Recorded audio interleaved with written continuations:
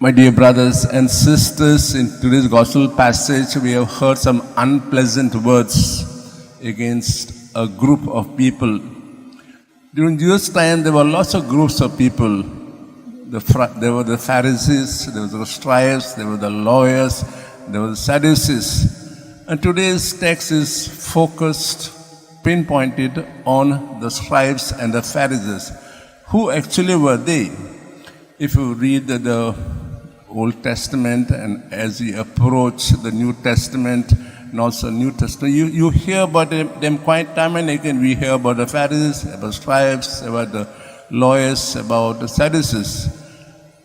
Pharisees and scribes were those, so to say, were those who believed in the Torah. Torah is the law Yahweh gave to Moses, handed over to the people. They also believed in oral traditions, what was handed down to them by the ancestors. So these for them were the two main key, so to say, statues that will ensure them heaven. Jesus in a way has strong words against them because he says he calls them hypocrite. He calls them blind guides. Two strong words, and when they fall on a palate, they are unpleasant. Who is a hypocrite and who is a blind guide? We will say generally, a hypocrite is a person who outside is different and inside is different.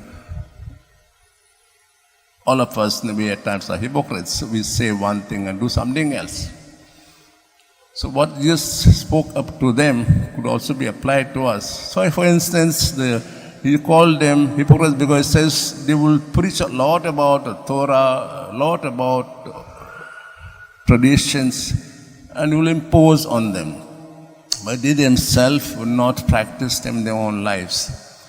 Just told the people, listen to what they say, but do not do what they do. Do our words match with our actions?